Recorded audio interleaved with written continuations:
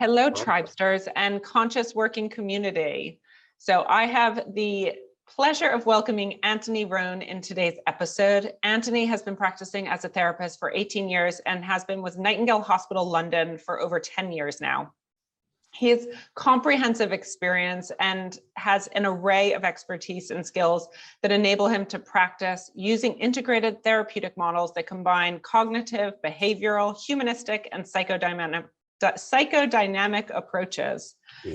So this episode, we're diving into mental health and in particular touching on mental health at work, plus how the impact of the pandemic and even the current situation with Russia and the Ukraine are affecting mental health.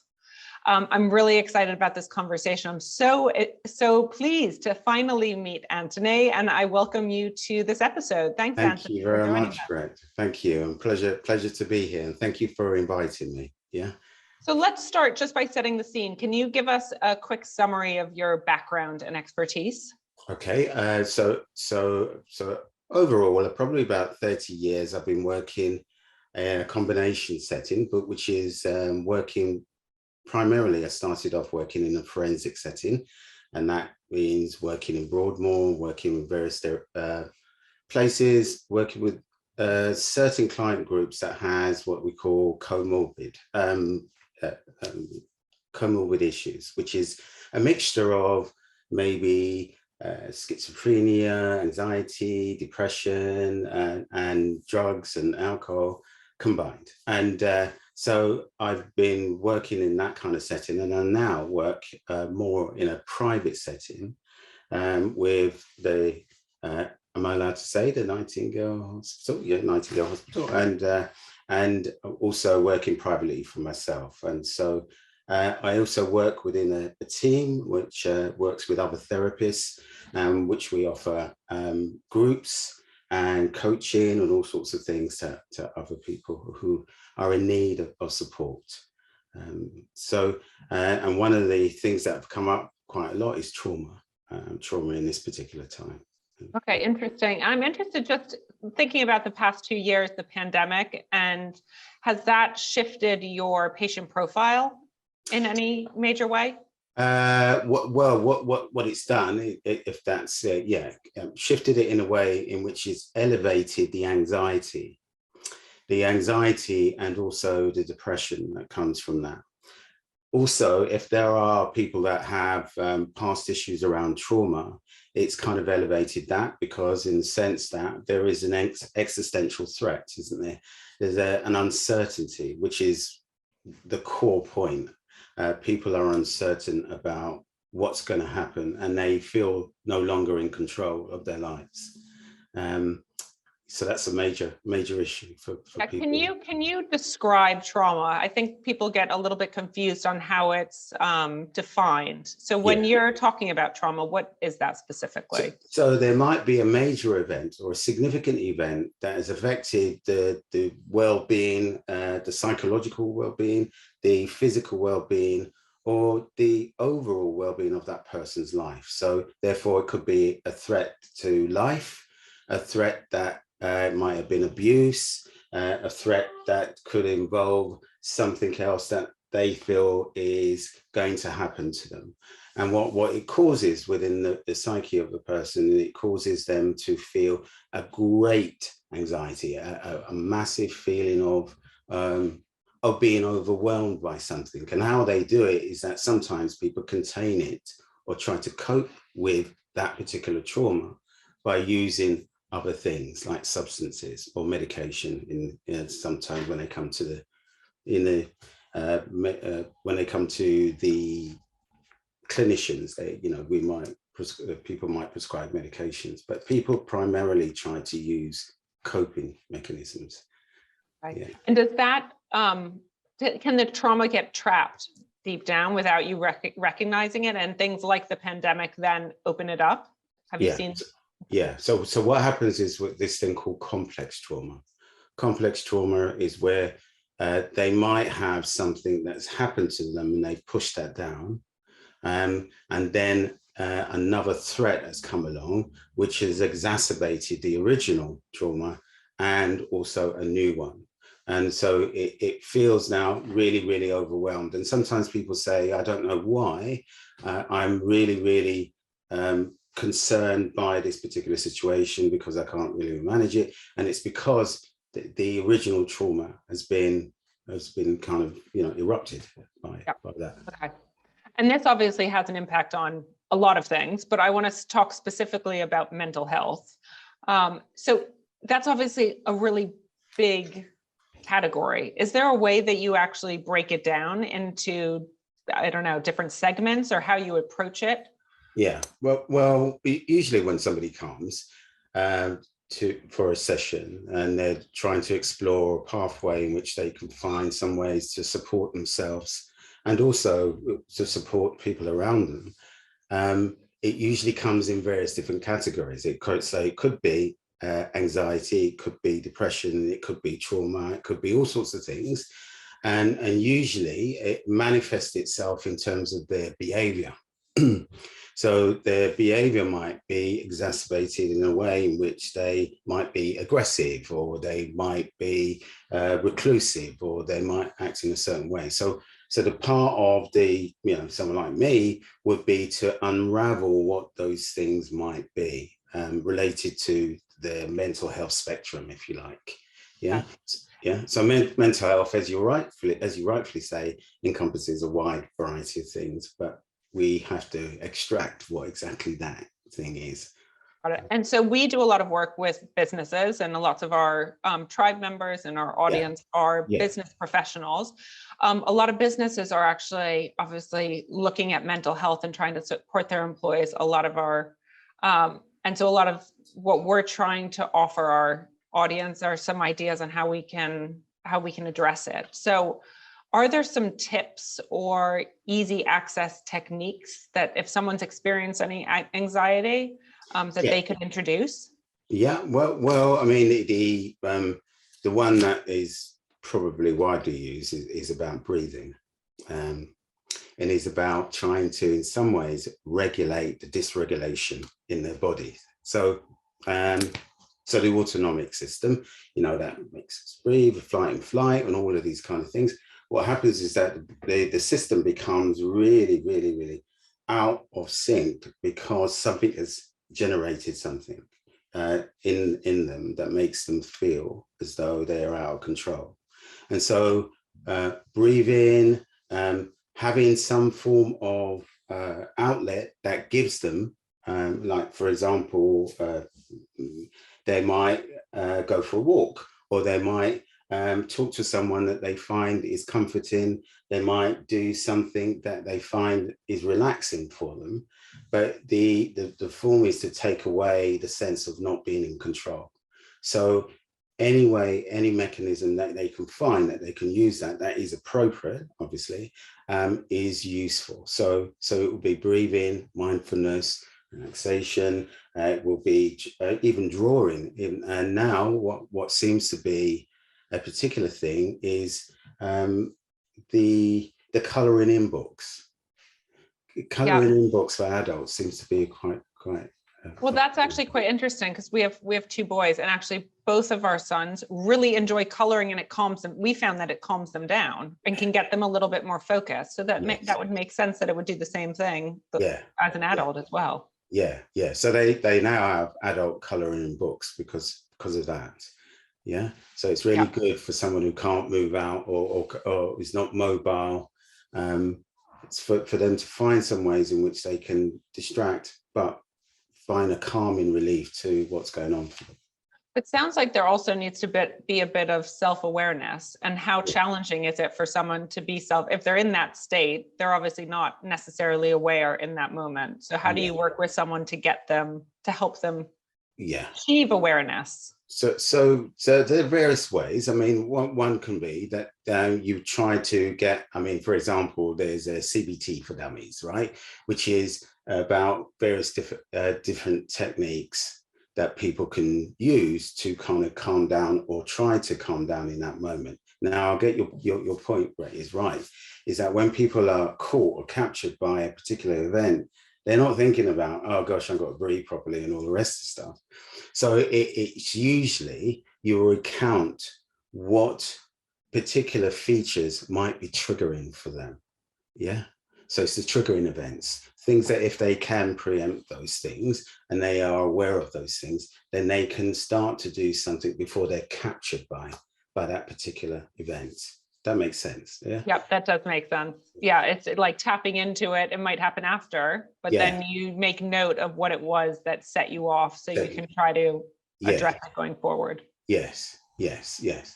Yeah. So if we think about workers, and a lot of the workforce is now stressed or anxious, are there specific things that they could tap into, that they could do right now that would be easy for them to address, so they have, whether it's even going back into an office, that's creating a little bit more anxiety for them? Yeah. Well, one of the things is an immersion technique. It's immersing oneself to some degree in the catastrophe in which they think is going to be catastrophic. So, for example, when people are returning to work, one of the things that they might do, I would ask them to do, it would be to take the journey as though they're going into work, but not going into work. Yeah. So it will be symbolic. So they do a tube journey, and they will do all the things like they're going to work, but they don't have to go into work, which relieves them of that activating event of going back into work. So when they've done that, they've already immersed themselves in something and got used to or become familiar to that catastrophic outcome, and so that alleviates them. So that's one, they having a memory that they've done something before that they thought they wouldn't have done, and that would have caused them to feel elevated in some way. The other thing is to be aware of what they've got surrounding them. So if their kind of lifestyle, the people that they're with, the family, whatever it is particularly aggravating and triggering for them as well, that is a compounded issue for them not to be rested, right? So one of the things is to try to find a way in which their home life is also conducive to making them feel like they're relaxed. So their relationships and things that they do, are there things that they would do recreationally that would be useful for them? Is there problems? Because I've got to say, a large part of it is that because people are in an anxiety-driven state, or in a particular place where they don't feel comfortable with themselves, what happens is that sometimes gets projected onto other people within the family. The dynamics within the family, if they are in a family, it really does start to contaminate the process for the whole family. So the whole family becomes agitated, and then them going back to work or thinking about going to work is far more elevated. So we try to look at the family situation and try to see if there are ways in which they can get some support or calming effects from there. If they don't have that, then there are various other things that we might put into place. So one of the things that I do is that I do a group, a kind of mindfulness group, but it's specifically for men, because there's a high suicidal rate for young men between 18 and 40. And so, which is even more elevated now because of this pandemic kind of problems that we're having. Yeah. And what do you get out of the group? It's funny because I was actually just talking to an ex-colleague of mine, and she's organizing it. She does group coaching sessions, but I'm interested in the power of a group versus an individual one-to-one. Yeah. So the real power of a group is that they're individuals within that group that might have similar types of experience. And what happens is that when people individually come to a therapist, what happens is that it's in isolation. So they think they're alone with their feelings and their thoughts, right? But in effect, what in the reality is that when they speak in a group, they get so much, they get a lot of encouragement and support, and knowing that they're not alone within that environment enables them to feel that they can talk more and deal with some of the issues that are affecting them. So the group is very, very powerful if it's run properly. Yeah. So you organize that with mindfulness. Can you talk a little bit more about mindfulness as a solution? Yeah. So mindfulness as a solution is quite a big thing now in terms of people's recovery. So mindfulness is about being aware of what's going on for the individual and how they actually are coping with certain situations by being mindful of those events. So that's what it means, being mindful of what their situation is. And so the mindfulness is about finding out the individual being able to immerse themselves in certain things that they thought. So we run on two systems, right? I think we run on two systems. One we run on a cognitive and one we run on an emotional, right? So what happens is that many people run on the cognitive system, which is thinking, analyzing, processing, dealing with all of that. And what they do, they don't take time to process the feelings that they have. The mindfulness is about being mindful of those feelings that they have and being able to address them. Whether it's by, yoga, doing some relaxation techniques, or playing music or dancing. It's all a form of mindfulness if it's done in a really gentle way. Yeah, and also all a form of well-being, looking after yourself, because what I practice works for me, but it's not necessarily right for everyone. Everyone sort of needs to understand what works for them. Yeah. And the other issue with that is that if people have particular agitations, like so people with ADHD, it's very difficult for them to want to stay centered for even a short period of time, right? So you have to find ways in which you can work with people who have agitation and find it difficult to concentrate and focus. And those might be that you look at particular things that they like doing that are useful, but in a way in which it gives them some sense of well-being and makes them feel better about the outcome. Yeah. That's really, it makes me think, actually, just your view on how our connection with people have changed over the past 30 years. I mean, you started practicing before these things called iPhones came out and devices, how that's impacted us and our well-being. Yeah. I mean, the technology these days are a form of distraction, but not a form of distraction for the good, but a form of distraction that causes agitation because they're constantly looking for a hit. Because one of the things that we find with new technology is that people look for a dopamine hit. Yeah. So they're constantly chasing that. And that's one of the things that, iPhones and all the other technologies do, right? Because that's how they're geared to keep people using the devices. Yeah. So it's a real distraction. And that's a thing where there is a whole lot of specialist kind of type therapy dealing with tech. Yeah. Okay. People picking up their phone, people looking at iPads, people doing certain things. It's a big thing, particularly. It's almost a form of addiction in itself. It's particularly with young people. With younger people. Well, we have two small boys. We are already noticing it. Yeah. That's another form of addiction. Yeah. And that's a whole nother topic to get into at some point, which one that I'm sure a lot of our audience would love to talk about. Well, we'll save that one, children in tech, for another one. Just coming back to well-being, in your view, do you feel like companies, employers need to do more? And if so, what should they be doing? Well, yes, to answer that question.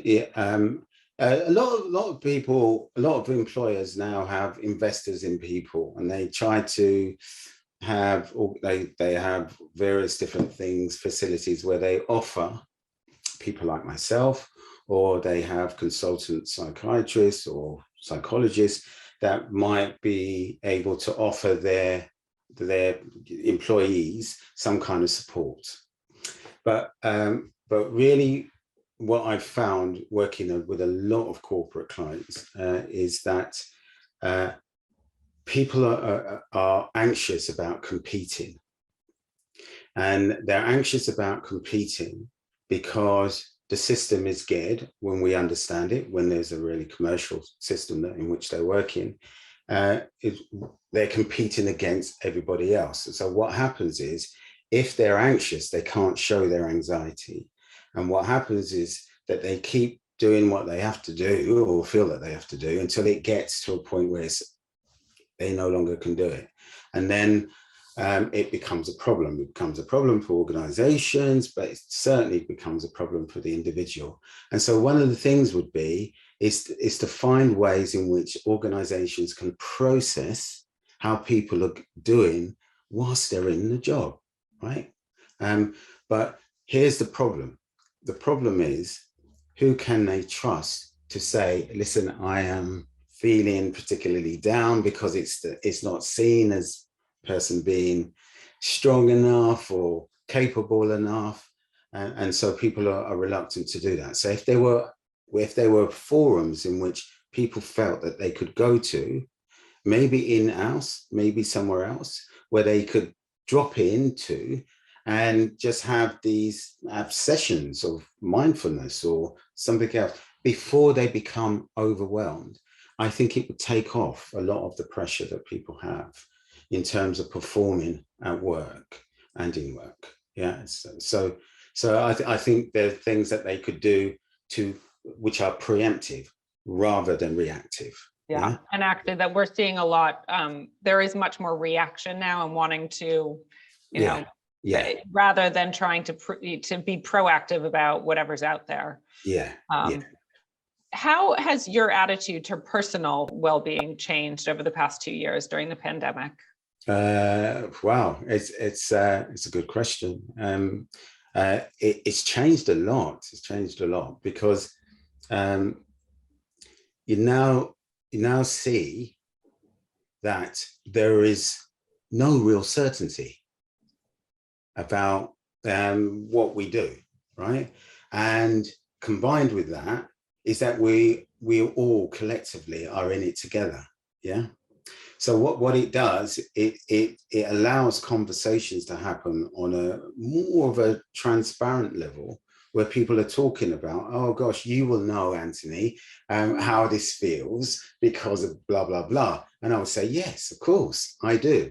So it allows more empathy, more sharing, and more able to have a shared common goal about where we should be, or where we could be looking at, or what we could be looking at for the future. And that means for greater care of each other. Yeah. Because we're all in it together. We're not competing again. Well, we might be, but we're not really competing it if there is a nuclear bomb, for example, or if there's COVID. So we're all in it together. So it's helped me to be able to share more and be a part of that process, and be able to talk through the bridge of what's going on for us in the world. Yeah. You brought up a good point around the war and Russia and Ukraine, and obviously this is another situation that's probably causing anxiety. What have you been seeing and hearing? Well, I've been seeing quite a lot, or hearing a lot as well, from people who have relatives in, whether it's Russia, whether it's Ukraine, or or the surrounding areas, right? And it's quite devastating that people are caught in a situation where there is trauma that they can't resolve, that they live in every day. Yeah. So there is the support that they might get, some kind of relief, but they're displaced. And so that displacement causes a lot of anxiety within people, but it's of loss. Loss is the biggest thing that's happening at the moment.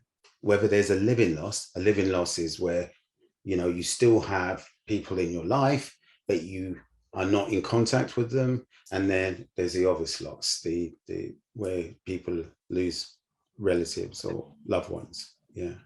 Yeah. So there's a lot of that. Yeah. I know we are pushed for time, so I'm sure we're going to try to come back to you to have more of a conversation, but I'd love to know, what are your 3 well-being takeaways for someone that wants to sustain their mental well-being? The first one would be is that to find some ways in which they can have some self-awareness by doing something that they like. Yeah. Something that gives them a feeling that they are in control and that they have an outcome to that. The other thing is people talking to someone, because what happens is that particularly in the UK, it's quite a closed society, even though we got therapy, but people don't necessarily want to talk about that they're in therapy, right? So this kind of awakening around the pandemic has allowed people to talk more, that that they're going to get some support from somewhere. So reaching out for support is another thing, and the other thing is to be able to, in some ways, and we could talk about it another time, is to embrace the catastrophic outcome that they are feeling. In other words, to be able to say what will happen, or what happens if there's a nuclear explosion, right? If there's a nuclear explosion, there's nothing you can do about it, right? But what you can do is to live your life in the moment if you can, and to allow that those things, or those existential threats, are something that is outside of your control. But what is inside of your control is the fact that you can live your life, try to live with other people. So I'm talking about just embracing what's going on for you. Yeah. No, all 3, those are so relevant. And that final one, because I've trained in yoga and meditation, that idea of actually acknowledging what you're feeling really helps you process it rather than pushing it away. Yes, absolutely. Yeah. I mean, that's really, really important, because that's the thing that causes people to continue with their anxiety, is because they're fearful of embracing it. They might feel that they're embracing it, but they're fearful of really embracing it, the catastrophic outcome of it. Yeah. So, yeah. Well, thank you for those. We could go so much deeper, but that probably for another time. How can people find you if they're interested in reaching out? Well, they can reach me on my website, www.rhonetherapy.co.uk. I also practice at the Nightingale. It's a private hospital, and I'm probably people can. We'll make sure your details are down. So if anyone wants to find you, they can. Anthony, it's been such a pleasure having a chance to speak with you. There is so much more we could go much deeper on, but you've given really good insight on what's happening, how things have changed, how the pandemic and now with Russia and Ukraine are impacting our own mental health, anxiety, stress. I really appreciate you taking the time. Thank you so much. Thank you, Greg. Thank you thank you for asking me and inviting me. And it's been a pleasure. Yeah. Until next time. Until next time.